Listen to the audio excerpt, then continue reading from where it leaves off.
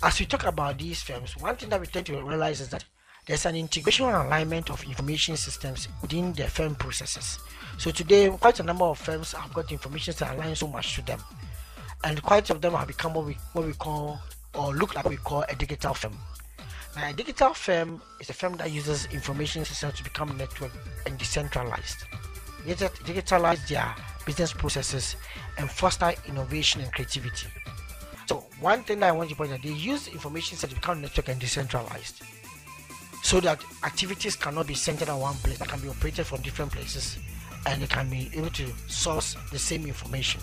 For example, when you look at Nike, or even other companies like Dell and BMW USA, they may not necessarily have to have heavy inventory or large inventory of parts of their products that they develop.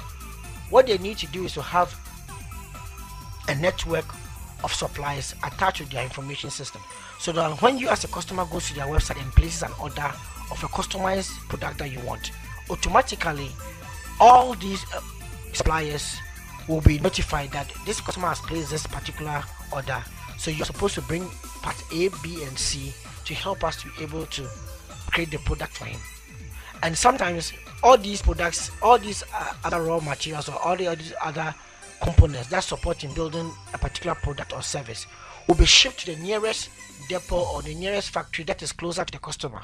So what happens is you have a network system, decentralized plants or decentralized offices or units that work together to carry out a business process or to present a unique and value offering to the customer. So what the customer realizes is that he has ordered something and the next morning the thing is with him.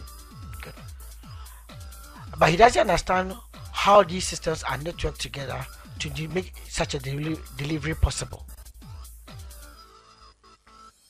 In a nutshell, one of the things that is actually pushing and making many firms or enabling them to digitize their products is the internet.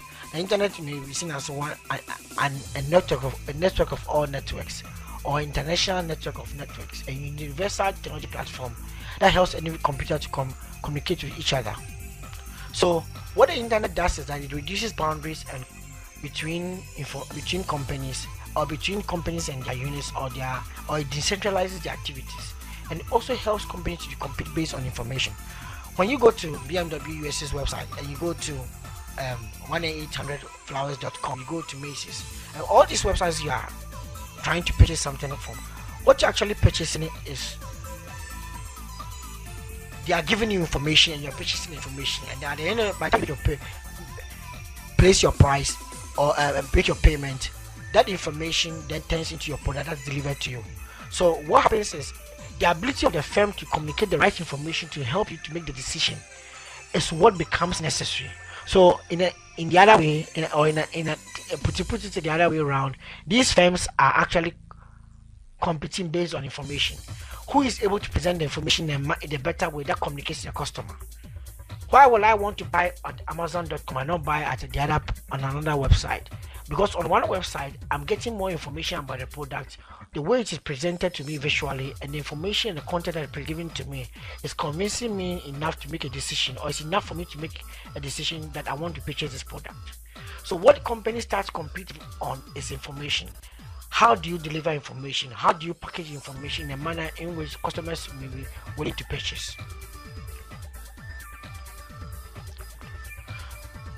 So in a larger sense, when you look at the digital firm, there are about 4 key technologies that are driving them. The supply chain management system, that's a system that links the firm itself with its customer and with its suppliers. Now if BMW USA is not linked to its suppliers, if Dell is not linked to its suppliers, when you customize your computer, customize your car, it will take a very long time for you to get your car. That means that what happens is it has to go to a Dell depot, and when it gets to that Dell depot, they have to assemble it and send it to you. But the Dell depot cannot be able to have a very high inventory of over 500 million, looking at the number of people on the planet. What they do is that to have low inventories, so that when you place an order, their suppliers through a supply chain management system can be notified, and when they are notified, they send in the necessary components that can help build your product. Another particular application is the customer relationship management system.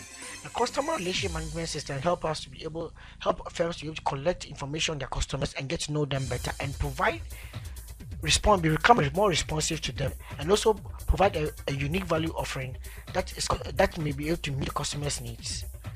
Beyond that, we also have enterprise-wide systems, or enterprise systems, or ERP systems, and also enterprise resource planning systems. Now, all these kind of systems, what they do is they kind of link and coordinate organizational functions, which on their own they may not necessarily be linked or networked together, but it helps information to be transferred between different functional divisions of an organization. So an enterprise-wide system can bring together human resource, accounting, finance, and sales and production, and tie them in one complex applications. But each of them will have models in which will operate the different functions. But however, they can be able to share information across. So, for example, if you need information from finance, you may not necessarily have to get up and go to finance. You may be able to log into the system and be able to get information that is relevant to be able to help you make a decision at the manufacturing unit.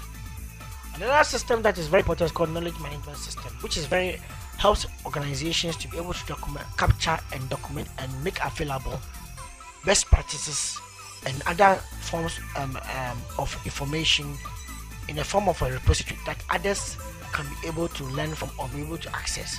Now, it's very important that in this age that firms are competing based on information, you have knowledge management systems and processes that is able to capture the best practices of competition, the best practices of doing things and doing them well, so that other individuals in the firms, new recruits in the firms, and other units of the firm, maybe departments of the firm, or other regional divisions of the firm, can be able to tap into that same knowledge.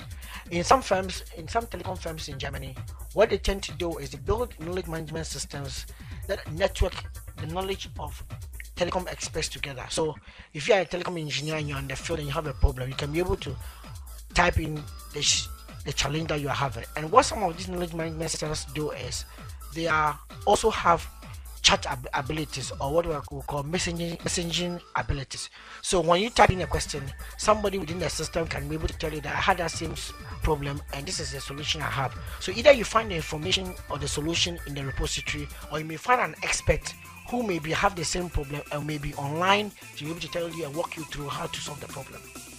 Let's take a break and go to 1-800-Flowers and also go to Blow Now. Now, these are two firms that are using the internet very, very well to empower their value offering to their customers.